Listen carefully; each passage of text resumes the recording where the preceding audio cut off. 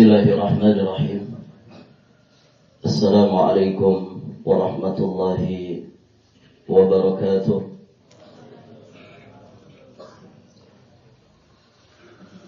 Alhamdulillahi rabbil alamin. Wabihi nasta'inu ala umuri dunya waddin. Wassalatu wassalamu ala ashrafil anbiya'i wa imamil mursalin, Nabiyyina Muhammadin alaihi afdalus salati wa atamut taslim, wa ala alihi wa ashabihi ajma'in, wa sallama tasliman mazidan ila yaumiddin. Thumma amma ba'd. Allahumma inna nas'aluka ilman nafi'an wa rizqan tayyiban wa amalan mutaqabbala. Allahumma 'allimna ma yanfa'una wanfa'na bima 'allamtana wa zidna min 'ilmika wa karamika wa judika ya dzal jalali wal ikram, innaka 'ala kulli syai'in qadir wa bil ijabati jadir.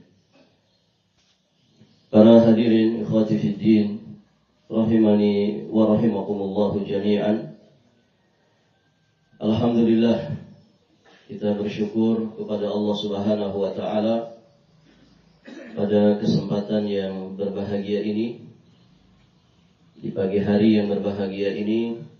Semoga Allah Subhanahu wa taala melimpahkan keberkahannya kepada kita semua, sebagaimana doanya Rasulullah sallallahu alaihi wasallam untuk umatnya, untuk kita semua.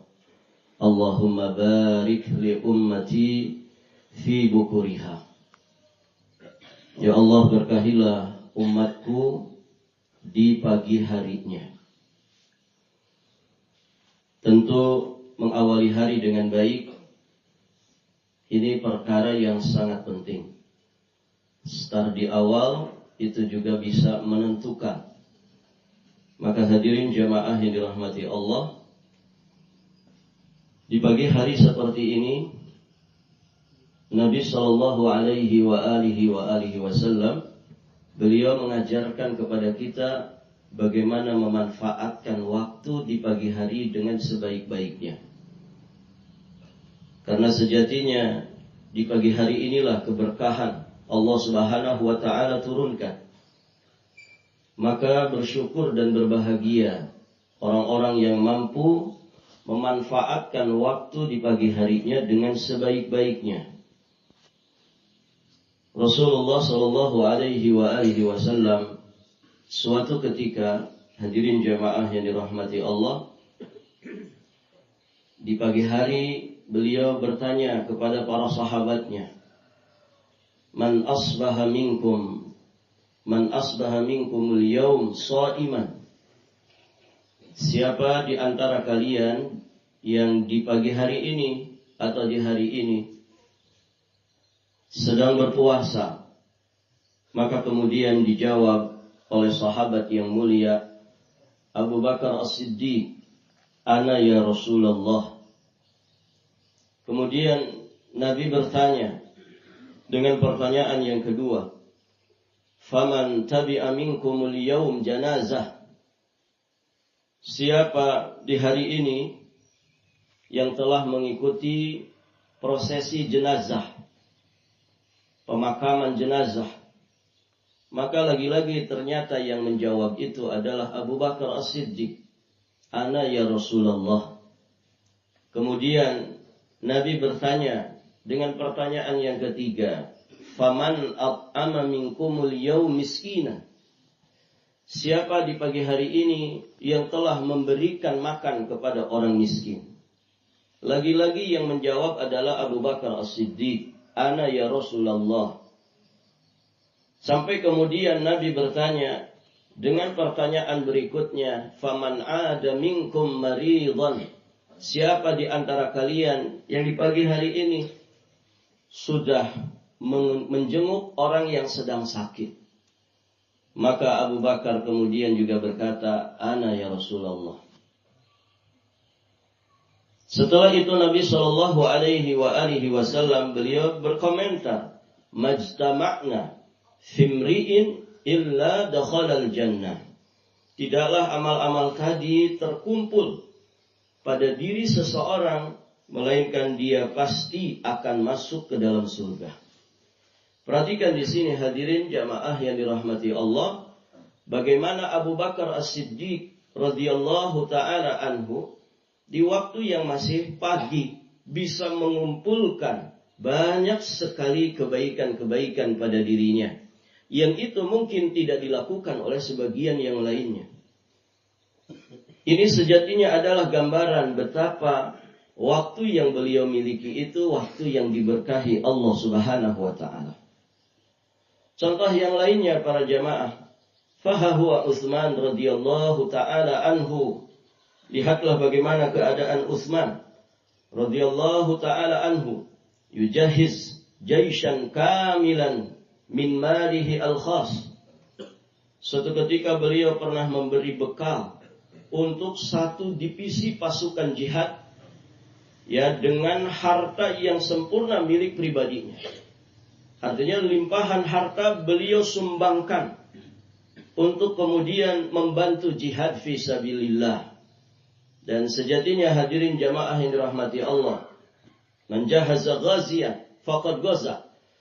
Siapa yang kemudian mempersiapkan segala sesuatu yang menjadi kebutuhan jihad di jalan Allah, sejatinya dia mendapatkan pahala jihad juga. Maka kalau menuntut ilmu agama itu bagian daripada jihad, bahkan jihad terutama di masa ini, sebagaimana penjelasan para ulama, maka berarti yang mendapatkan pahala ini bukan hanya mungkin para ustadznya saja, bukan hanya orang-orang yang mungkin terlibat langsung. Bisa jadi tukang-tukang yang ikhlas ikut membantu, ikut berperan, mungkin sekuritinya, mungkin barakallahu fikum para muhsininnya, siapapun yang terlibat di dalamnya, yang menyiapkan makanan santri, yang masak di dapur, menyiapkan segala kebutuhan pesantren. Demi apa? Demi terwujudnya, demi tegaknya lingkungan ilmiah, amaliyah, dan lingkungan da'awiyah. Maka sejatinya mereka semua berserikat di dalam pahala. Nah, Utsman bin Affan, hadirin jamaah yang dirahmati Allah, beliau memberikan limpahan harta yang begitu besar, harta milik pribadinya, untuk kemudian membantu divisi pasukan yang akan berangkat jihad. Maka apa yang terjadi, hadirin jamaah yang dirahmati Allah, fayubarikullahu lahu fi malih. Maka Allah Subhanahu wa taala pun kemudian memberkahi hartanya Utsman. Faqad ruwiya annahu qad balagat samratu nakhlihi 200,000 atau tazid. Ya, dikatakan, diriwayatkan bahwasannya, hadirin jamaah yang dirahmati Allah, pohon kurma yang beliau miliki dan semuanya berbuah itu mencapai 200,000 pohon, bahkan lebih. Masya Allah. 200,000.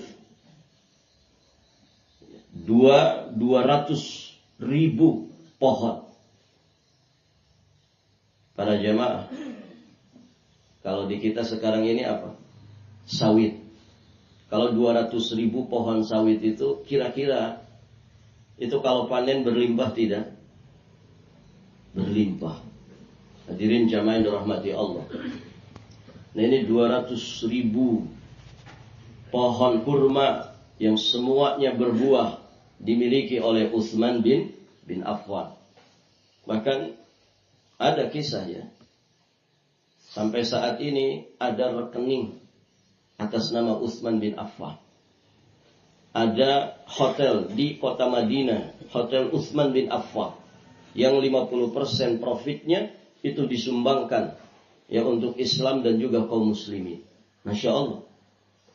Kalau kita lihat sejarahnya Utsman bin Affan, bagaimana Allah Subhanahu wa taala memberkahi hartanya beliau itu, memberkahi usianya, sehingga hadirin jamaah yang dirahmati Allah, ini semua menjadi keteladanan bagi kita. Bagaimana di dalam hidup ini, Ya, bahkan ini yang menjadi hal utama untuk kita usahakan dan untuk kita doakan dalam hidup ini adalah hidup yang dipenuhi dengan keberkahan. Hidup itu bukan sekedar senang-senang saja. Karena kalau hidup di dunia ini sekedar senang-senang saja, hadirin jamaah yang dirahmati Allah, itu karakteristiknya orang-orang kafir di luar Islam. Hidupnya seorang muslim tidak seperti itu. Walladzina kafaru yatamatta'una wa ya'kuluna kama ta'kulul an'amu wan naru maswal lahum. Dan orang-orang yang kafir, mereka tamattu, mereka bersenang-senang di dunia ini. Coba kalau kita lihat penjelasan para ahli tafsir, yang disebut dengan mata itu apa? Kita akan dapati bahwa mata itu adalah kesenangan yang durasinya sebentar. Bernikmat-nikmat dengan kenikmatan yang sejatinya itu kecil dan dirasakan senang bahagianya cuman sebentar saja. Qul mata'ud dunya qalil. Katakanlah bahwa kesenangan dunia itu sebentar saja. Kesenangan dunia itu sedikit saja. Hadirin jamaah yang dirahmati Allah, bahkan senangnya di dunia ini pasti bercampur dengan kesusahan. Siapa di dunia ini yang hidupnya senang sepanjang zaman? Tidak ada. Maka orang yang senang dalam keadaan senang tidak boleh sombong dengan kesenangannya. Orang yang kemudian juga sedang diuji dengan kesusahan, jangan terpuruk dengan kesusahan. Jangan berkecil hati dengan kesusahan. Kenapa? Karena tidak ada ceritanya orang susah dari awal hidupnya sampai akhir hidupnya. Kalau kemudian dia merasa susah, itu perasaannya saja sendiri. Hadirin jamaah yang dirahmati Allah. Maka keberkahan ini penting. Bagaimana hidup ini adalah hidup yang diberkahi Allah Subhanahu wa ta'ala. Hidup yang berkah itu pasti penuh dengan makna. Keberkahan itu seperti permata kehidupan. Maka orang yang kehilangan keberkahan dalam hidupnya, sama saja dia kehilangan perkara yang berharga ya dalam kehidupannya. Hadirin jamaah, kalau kita kehilangan sesuatu yang berharga, biasanya kita bersedih. Kan begitu? Biasanya kita bersedih. Ada orang kehilangan hartanya bersedih. Rumahnya hancur, kena banjir bandang bersedih. Ya, kendaraannya kerendam, barakallahu fikum, kerendam air bah, ya, sampai kemudian tidak bisa digunakan lagi, hartanya habis, kebunnya musnah, ya, harta kekayaannya juga lenyap. Banyak orang yang kemudian bersedih. Namun siapa kemudian yang bersedih ketika kehilangan keberkahan dalam hidup? Hadirin jamaah yang dirahmati Allah, namun seolah keberkahan itu perlahan mulai menjauh dari kehidupan umat ini. Padahal yang diharapkan oleh Nabi umat ini adalah ummah mubarakah.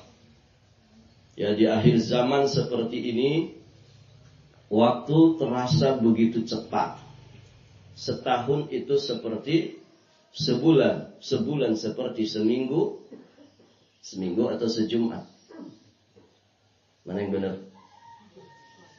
Sejumat. Kalau bahasa kita itu sejumat. Bahasa Muslim. Bukan seminggu. Ya. Al-Jum'atu ilal Jum'ah. Kan begitu dalam hadisnya. Satu Jumat ke Jumat berikutnya. Bukan satu minggu ke minggu berikutnya. Hadirin jamaah yang dirahmati Allah. Jadi satu Jumat seperti satu hari saja. Satu hari seperti 1 jam saja.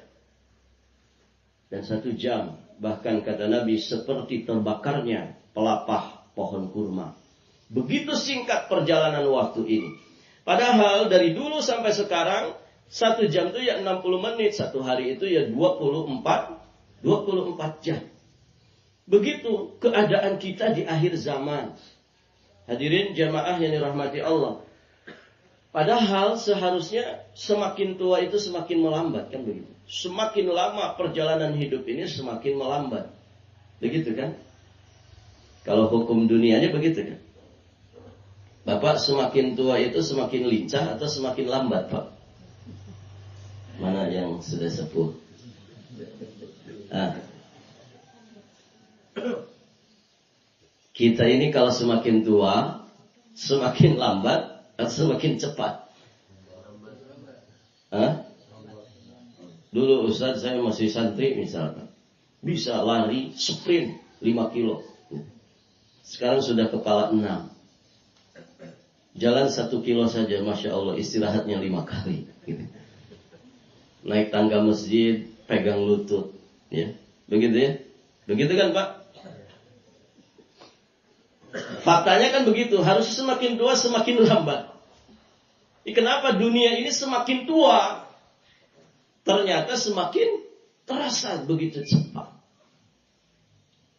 Nah itulah hadirin jamaah yang dirahmati Allah. Itu yang sudah disinyalir oleh Nabi Shallallahu Alaihi Wasallam. Di antaranya di riwayat Imam Al-Bukhari, Nabi bersabda, diterima dari jalan sahabat yang mulia Abi Hurairah radhiyallahu taala anhu. Kata Nabi, la taqumus sa'ah hatta yataqarrab az-zaman. Kata Nabi, tidak akan tiba hari kiamat sehingga zaman itu terasa berdekatan.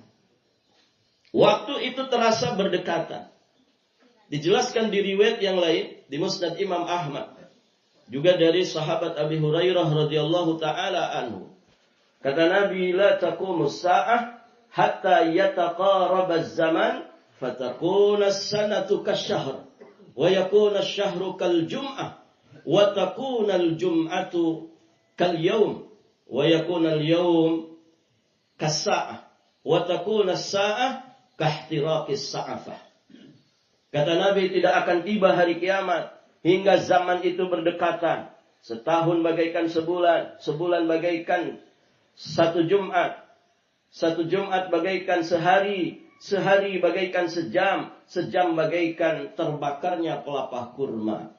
Apa yang dimaksud taqarrub az-zaman ini? Sebagian penjelasan ulama, ada sekian penjelasan di kalangan para ulama.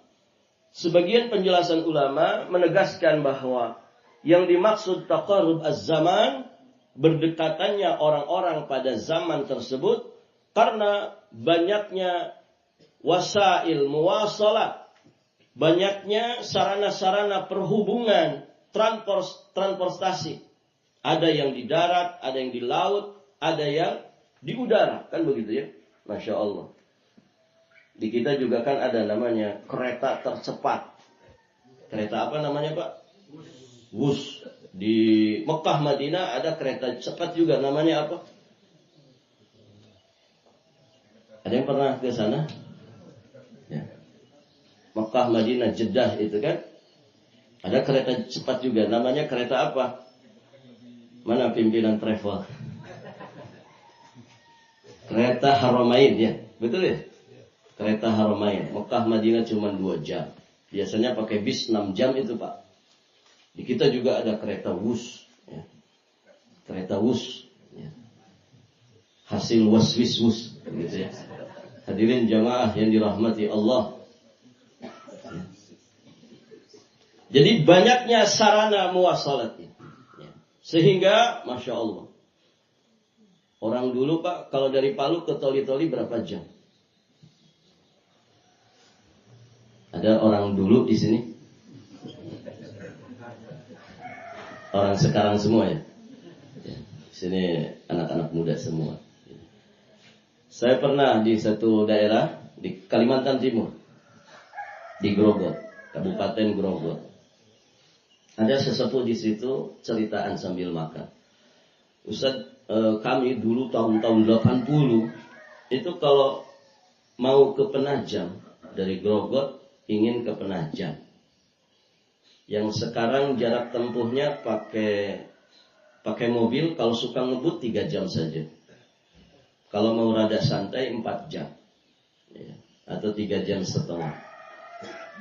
Yang sekarang ditempuh oleh orang-orang sekarang 3 jam setengah sampai 4 jam. Kami dulu di tahun-tahun 80-an itu bisa seharian. Jadi kalau kami berangkat pagi dari Grogol, itu sampai di Panajam itu bisa sore hari. Padahal di saat ini hanya 3 jam sampai 4 jam saja.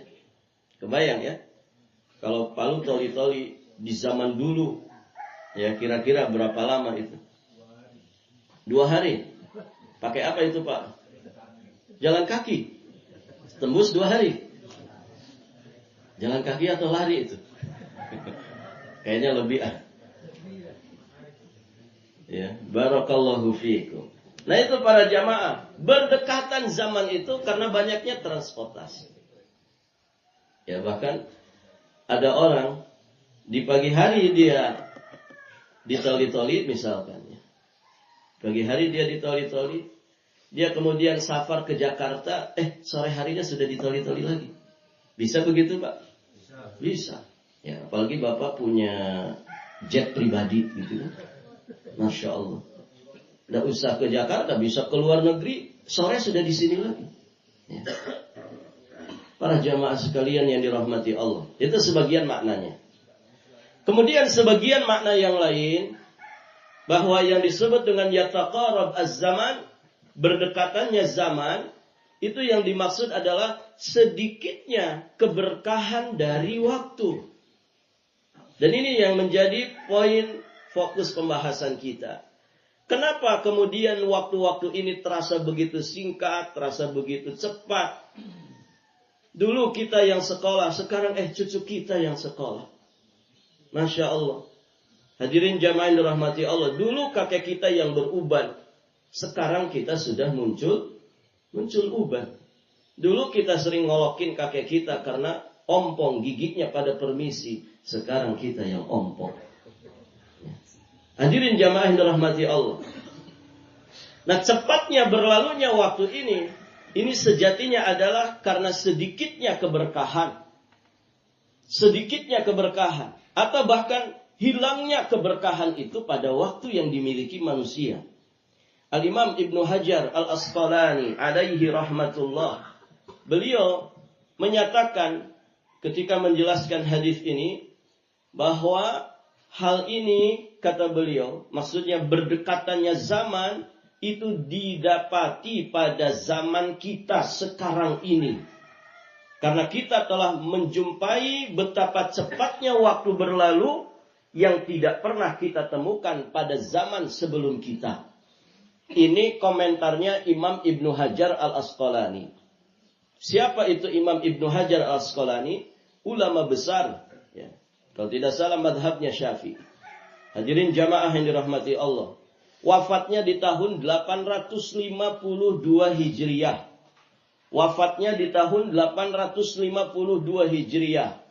Sekarang tahun berapa? Tahun berapa? Ada yang tidur? Sekarang tahun berapa?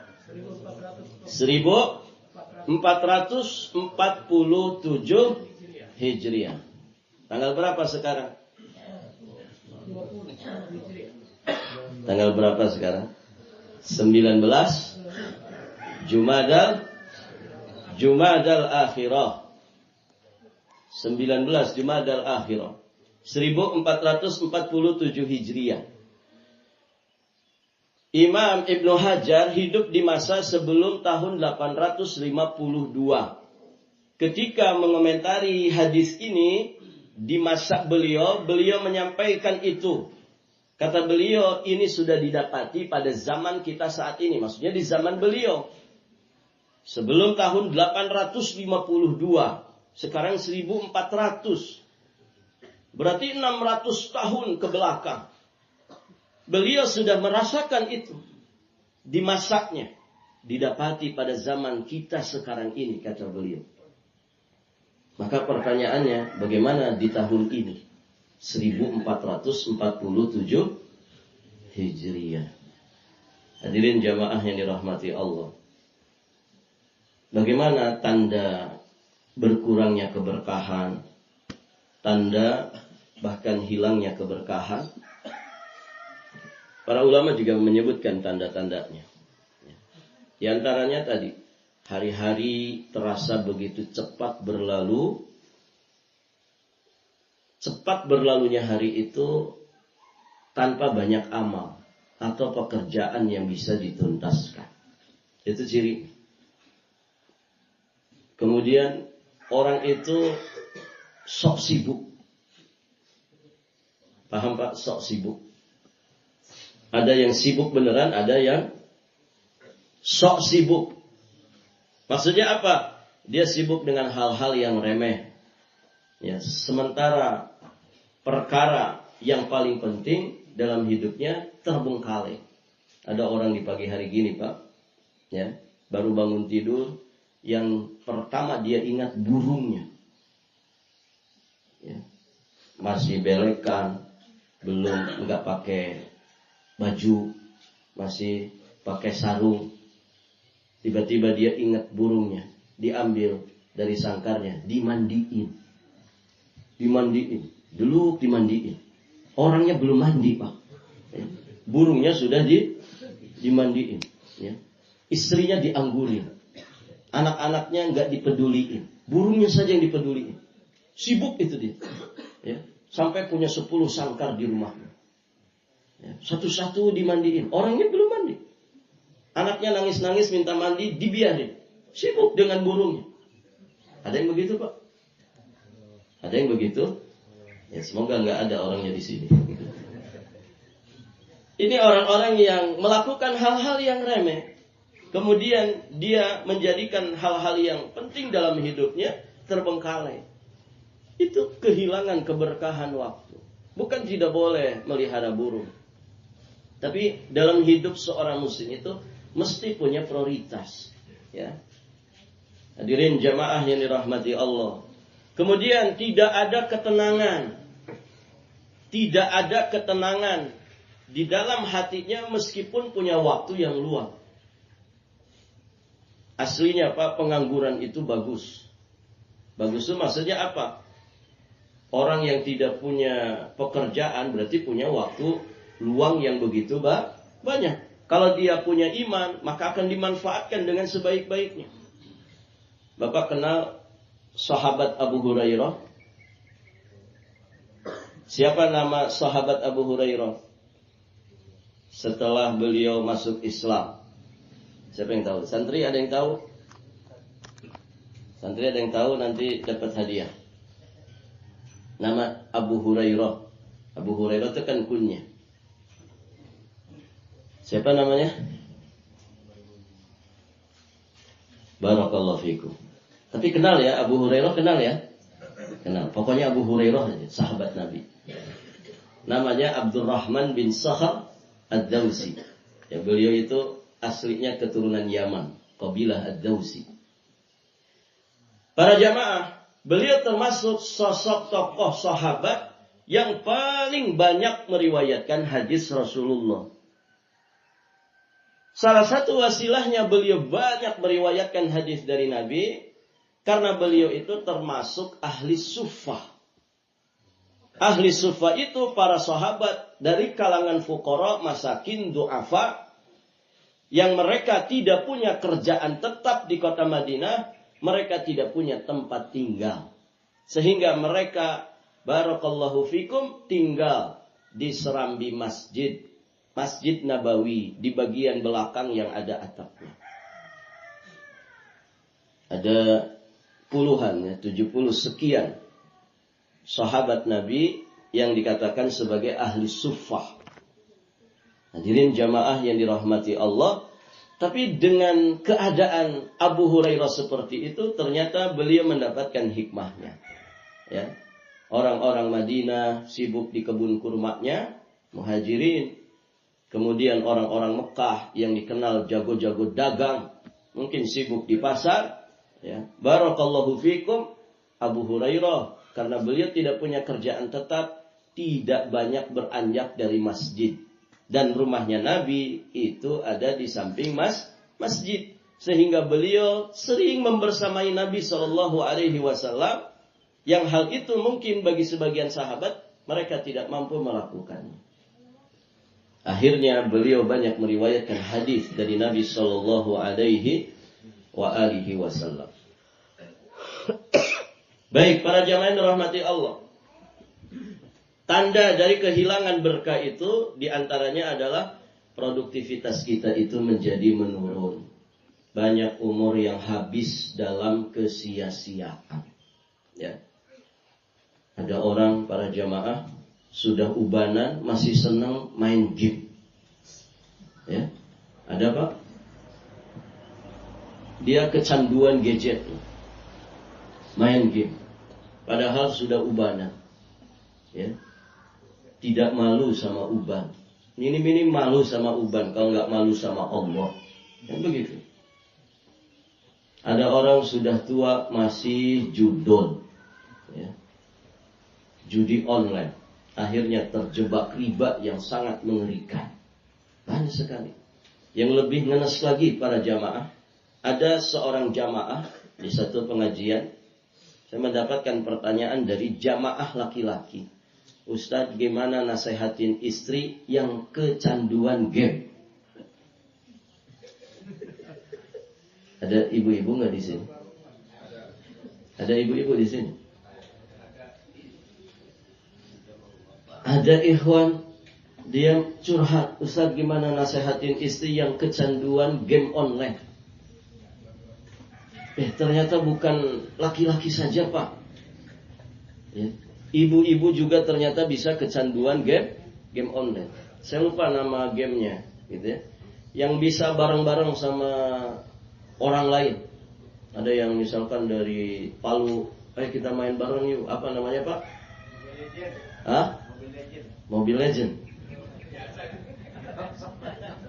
Ada lagi ya, apa namanya ini? PUBG. Masya Allah. Oh, hafal Bapak. Dapat hadiah Pak. Masya Allah.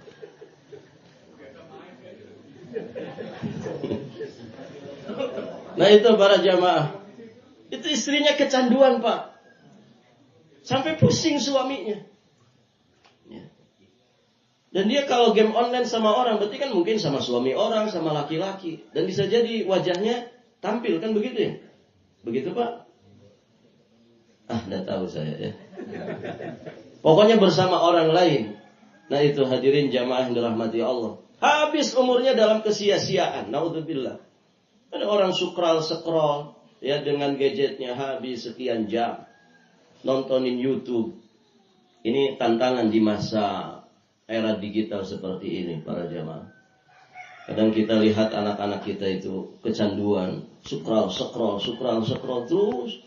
Yang yang video-video pondok pendek yang cuman 1 menit, setengah menit, itu kan candu itu ya.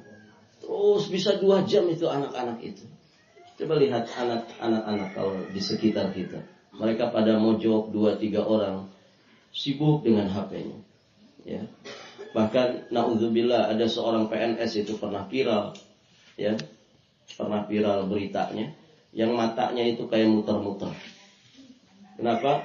Kecanduan game online. Mengerikan para jamaah yang dirahmati Allah. Dan itu salah satu di antara upaya iblis dan bala tentaranya. Ya. Kalau dalam perkara-perkara mubah kemudian orang itu habis usianya dalam perkara mubah, itu sejatinya kejahatan syaitan. Memalingkan manusia atau menyibukkan manusia dengan perkara-perkara mubah sehingga habis usianya tanpa ada pahala di sisi Allah Subhanahu wa ta'ala. Hadirin jamaah yang dirahmati Allah. Sampai jam berapa ini? Sampai jam berapa pengajiannya? Ini anak-anak kita sekolah kan? Sekolah. Berarti sampai jam berapa? Jam 8 pagi? Sedikit lagi ya? Boleh sedikit lagi? Kalau tidak boleh kita kafaratul majelis saja. Sedikit lagi ya. Bapak Ibu yang dirahmati Allah, di dalam Al-Quran itu kita sering diingatkan tentang waktu. Supaya manusia punya perhatian besar kepada waktu. Bahkan tidak bergeser waktu itu dari satu waktu ke waktu berikutnya, melainkan Allah Subhanahu wa ta'ala memperingatkan manusia dengan bersumpah menggunakan waktu-waktu itu. Di dalam Al-Quran ada sumpah Allah wal fajri, demi waktu fajar. Fajar itu ada fajar kadzib. Fajar kadzib itu sebelum masuk waktu sholat subuh. Fajar shadiq, ya. Waktu sholat subuh juga disebut fajar. Fajar shadiq. Kemudian Allah juga bersumpah wasubhi idza asfar, demi waktu subuh. Geser lagi dikit, masuk waktu duha. Allah mengingatkan kita dengan sumpahnya wadduha, demi waktu duha. Geser sedikit dari waktu duha, masuk waktu siang. Wan nahari idza tajalla, demi waktu siang. Geser sedikit dari waktu siang, masuk waktu asar. Allah juga mengingatkan kita dengan sumpahnya wal asri, demi waktu asar. Sebagian ahli tafsir mengatakan asar maknanya adalah waktu asar, salatul wusta. Geser sedikit dari waktu asar, masuk waktu malam. Waktu malam ditandai dengan apa? Jamaah, santri-santri, waktu malam ditandai dengan apa? Kapan disebut malam itu? Tandanya apa? Mana santri? Ada santri kan di sini? Ada yang bisa jawab? Mana? Dapat falfuk. Sama amplop. Nah, 2. Ada yang mau jawab? Nah, silakan. Matahari terbenam, ghurubus syamsi. Masya Allah, Allah barik fiik. Allah jazik khair. Allah barik fiik. Ja'alakallah minal ulama al-amilin. Jadi waktu malam ditandai dengan terbenamnya matahari. Makanya hadirin jamaah yang dirahmati Allah, malam itu dari terbenam matahari sampai terbitnya fajar. Jadi dari waktu maghrib sampai subuh. Itu namanya lail. Dari situ kita bisa paham sepertiga malam terakhir. Gitu kan? Wa atimus siyama ila lail. Ayatnya kan begitu. Dan sempurnakanlah puasa itu sampai waktu malam. Waktu malam di situ maksudnya sampai terbenamnya matahari. Ya. Nah, ketika masuk waktu malam, beranjak dari waktu asar, Allah ingatkan kita dengan sumpahnya, wal-laili idza yaghsha, demi waktu malam. Maka hadirin jamaah yang dirahmati Allah, perhatikan waktu, perhatikan keberkahannya. Dan berkah ini bisa hilang pertama dengan kasratul ma'asi, banyak bermaksiat. Kalau orang banyak bermaksiat, berarti ketaatan akan banyak dia tinggalkan. Kata para ulama, an-nafsu illam tushghilha bit-ta'ah syagalatka bil maksiyah. Jiwa kita ini kalau tidak disibukkan dengan ketaatan, maka dia pasti disibukkan dengan kemaksiatan. Maka apa? Seorang muslim itu harusnya jangan punya waktu luang. Jangan punya waktu kosong. Jadi kalau orang tanya, ada waktu kosong enggak? Enggak ada. Enggak apa-apa. Disebut pengacara juga enggak apa-apa. Pengangguran banyak acara. Enggak ada waktu kosong bagi seorang muslim. Kenapa? Waktunya semua terisi dengan kebaikan. Waktunya terisi dengan semua amal soleh. Nabi ngajarin kita beramal soleh itu bukan sholat 5 waktu saja. Tapi mulai dari bangun tidur sampai kita tidur kembali, bahkan tidurnya itu sendiri disetting dalam ajaran Islam itu supaya menjadi amal soleh yang berpahala. Tidur muslim 8 jam sehari semalam itu para jamaah, itu kan jadi pahala. Maka jangan banyak maksiat. Imam Ibnu Qayyim Al-Jauziyah alaihi rahmatullah, di salah satu kitabnya Al-Jawabus Syafi liman sa'ala anid dawa'i syafi, beliau banyak sekali berkata tentang dampak dari kemaksiatan. Salah satu di antaranya kata beliau, wa min uqubatiha annaha tamhaqu barakatal umur. Di antara akibat dampak buruk dari kemaksiatan adalah menghapus keberkahan umur. Tidak hanya umur saja yang hilang berkahnya, wa barakat rizki, keberkahan rizki, bahkan wa barakatal ilmi, keberkahan ilmu, wa barakatal amal, keberkahan amal, wa barakatat ta'ah, keberkahan dari ketaatan. Wabil jumlah tamhaqu barakatad din wad dunya. Ya. Bahkan kata Imam Ibnul Qayyim, hadirin jamaah yang dirahmati Allah, ya, secara umum yang namanya maksiat itu menghapuskan keberkahan agama sekaligus juga keberkahan dunia. Na'udzubillah. Maka jangan banyak maksiat. Wa innal 'abda ya la yuhramu ar-rizqa bidzanbi yusibuh.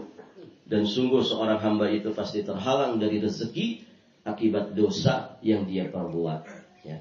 Orang juga Pak kalau berselisih, ya, kadang ada ya orang itu satu lembaga tiba-tiba ribut di lembaga itu. Akhirnya pisah mereka, bikin lembaga yang lain. Nanti di situ ribut lagi, bikin lembaga yang lain. Bikin lagi tandingan, bikin lagi ini, bikin lagi. Masya Allah, hadirin jamaah yang rahmati Allah. Suami istri berselisih, dua sahabat kari berselisih, akhirnya tidak lagi berteman. Kalau ketemu dengan dia papasan di jalan seperti papasan sama setan, begitu ya. Ya. Sebel aku lihat wajahnya saja sebel. Akhirnya dia milih jalan yang lain. Itu semua kata para ulama disebabkan dosa salah satu di antara keduanya atau bahkan dosa dua-duanya. Maka hadirin jamaah dirahmati Allah, mengerikan orang itu kalau banyak maksiat, dunia dan agamanya rusak. Kemudian yang berikutnya termasuk penghilang keberkahan adalah al-ghish wal khida' wal kadhib, yakni menipu dan berdusta. Suka ngapusi orang, suka nipu orang. Na'udzubillah, pembohong besar. Ya, iyahnya dia sejatinya tidak, begitu kan? Tidaknya dia sejatinya adalah iya, begitu. Na'udzubillah. Ya. Kan ada yang begitu ya. Mah, enak gak makanannya? Enak. Aslinya apa? Aslinya gak enak, gitu. Kan ada orang saking tukang bohongnya, para jamaah yang dirahmati Allah, ucapan dia itu dipahami kebalikannya. Kalau dia bilang tidak, oh berarti iya. Kalau dia bilang iya, oh berarti tidak. Na'udzubillah. Hadirin jamaah yang dirahmati Allah. Dalam kehidupan ini tidak boleh kita saling menipu. Tidak boleh kita saling mendustai. Jangan ada dusta di antara kita. Begitu kan? Hadirin jamaah yang dirahmati Allah. Murid jangan bohongi ustadznya. Ustadz jangan nipu muridnya. Pemimpin jangan nipu rakyat. Rakyat juga jangan nipu pemimpin. Anak jangan nipu orang tua. Orang tua juga jangan nipu rakyat. Orang tua jangan nipu anak. Hadirin jamaah yang dirahmati Allah. Termasuk dalam jual beli. Penjual jangan menipu pelanggannya. Pelanggan jangan nipu penjual. Emang bisa Pak pembeli menipu penjual? Hah? Nanti ya uangnya ditransfer, barang aja dulu kirim. Ya. Nanti uangnya ditransfer, barang saja dulu kirim. Barangnya harga 100 juta. Setelah itu dia ngilangin nomor HP-nya. Diteleponin sama penjualnya. Tidak pernah diangkat, tidak pernah aktif, lenyap dari edaran. Akhirnya rugi di penjual. Ada juga kadang pembeli itu ngebohongin penjual. Contoh apa? Dia datang ke seorang penjual, lihat barang. Berapa ini barang? Ini 100.000. Mahalnya, gitu. Kan begitu kan pembeli Pak? Untuk apa? Untuk bisa nawar serendah-rendahnya. Yang benar aja barang kayak gini 100.000. Ya, saya sudah keliling pasar di toli-toli ini.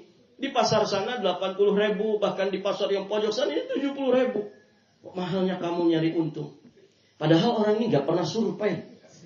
Ya. Dia nggak pernah keliling pasar. Cuman ngebohongi penjual. Jadi yang bohong itu bukan penjual ke pembeli saja. Pembeli juga bisa bohong ke penjual demi mendapatkan keuntungan. Kan gitu. Sedikit duit yang dibawa ke pasar menghasilkan banyak barang. Kan begitu. Caranya bagaimana? Ya begitu, satu barang bisa setengah jam itu. Alot, ya, nawar, ya, tawar menawar. Nah itu para jamaah. Nah, yang model begitu itu menghilangkan keberkahan. Al-halifu, ya, munafiqatun lisil'ah, mumhiqatun lil barakah. Sumpah palsu itu adalah dapat menjadikan barang dagangan laris. Ada orang suka bersumpah-sumpah ketika ingin melariskan dagangannya. Ini barang asli, demi Allah barang asli. Gitu. Padahal KW7. Gitu. Dia nyebut barang asli. Mumhiqatun lil barakah, bahkan juga bisa menghilangkan, melenyapkan keberkahan. Nah itu para jamaah yang dirahmati Allah. Dua orang yang bertransaksi, jika keduanya jujur, kemudian tidak menyembunyikan cacat barang, maka Allah Subhanahu wa ta'ala akan memberkahi perniagaan mereka berdua. Tapi sebaliknya, jika orang itu bertransaksi jual beli, kedua-duanya berdusta, menyembunyikan ya cacatnya barang, maka muhiqat barakatu bai'ihima, akan dihapus keberkahan dari jual beli keduanya. Maka hati-hati, jangan suka nipu-nipu orang, ya. Tukang tipu saja Pak, dia tidak suka ditipu orang lain. Ya kan? Ya tidak Pak. Ya, apes saya ditipu. Padahal dia tukang tipu. Ya. Hadirin jamaah yang dirahmati Allah. Yang ketiga, terakhir saja ini. Muamalah birriba. Perkara yang bisa menghilangkan keberkahan dalam hidup kita itu bertransaksi dengan sistem riba.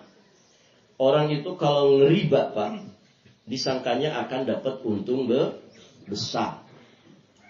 Bapak tahu kenapa jalanan itu macet? Alhamdulillah di toli-toli nggak macet Pak ya. Di sebagian kota Pak macet Pak. Ya. Saya pernah nganter anak waktu hujan. Waktu hujan orang punya mobil pasti keluar mobilnya semua. Itu jarak yang biasa ditempuh paling 15 menit, 20 menit. Itu jadi 1,5 jam. Jarak cuman 5 kilo tidak sampai. 5 kilo lah. Biasanya 15 menit, 20 menit pakai kendaraan 4, roda 4. Itu selesai. 15 sampai 20 menit. Ketika kemudian hujan, mobil semua keluar, macet. 1,5 jam. Kemacetan itu kan merugikan. Ya, orang macet kan mesinnya nyala terus. Yang harusnya sudah sampai tujuan ini nyala terus, bensin boros, waktu boros, begitu ya. Barakallahu fikum. Belum banyak klakson. Oh, pokoknya kacau, nggak karu-karuan. Nah, para jamaah, kenapa macet itu terjadi? Salah satu sebabnya itulah fakta nyata dampak buruk dari riba. Ya. Selama riba ini tidak terhapus, susah itu diselesaikan. Menyelesaikannya dengan menyelesaikan riba. Ya.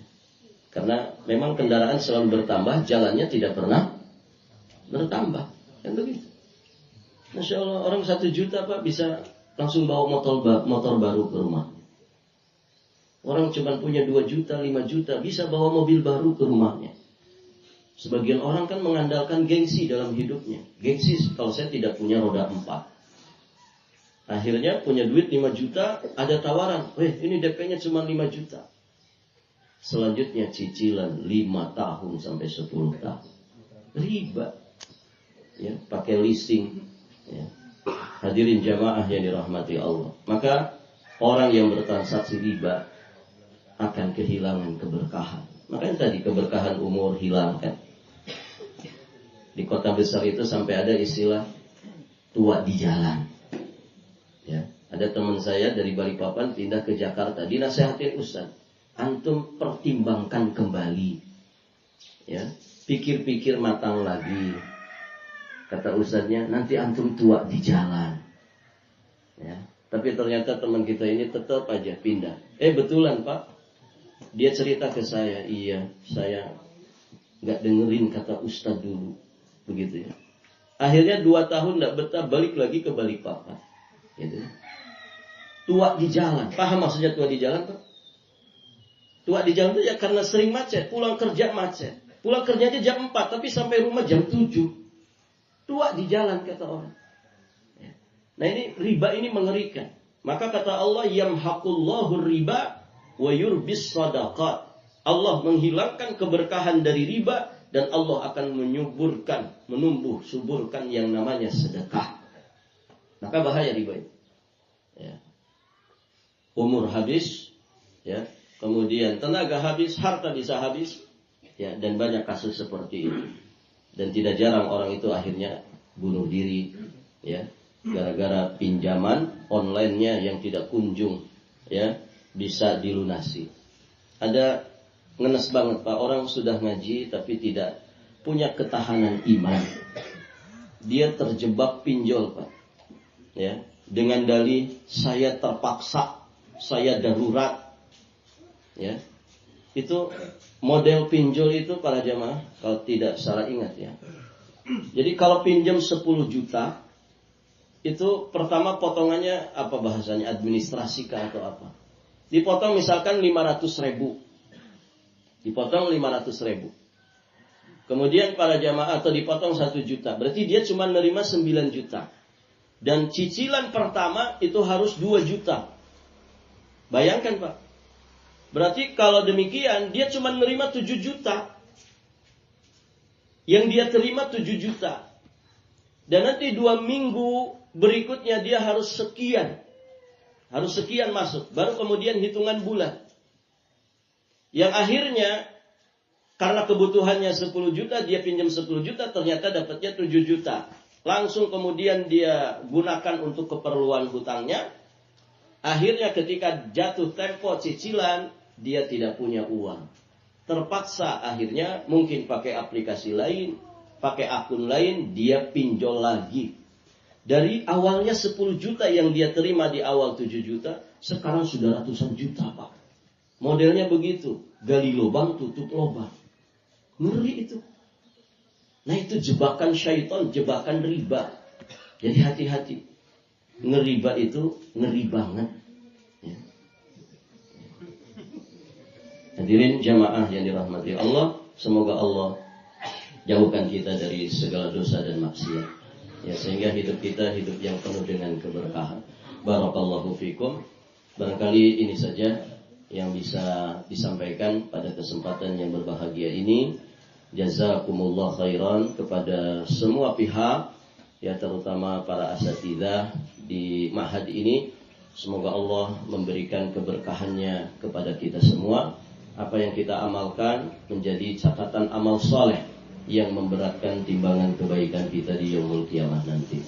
Amin. Allahumma ya rabbal alamin.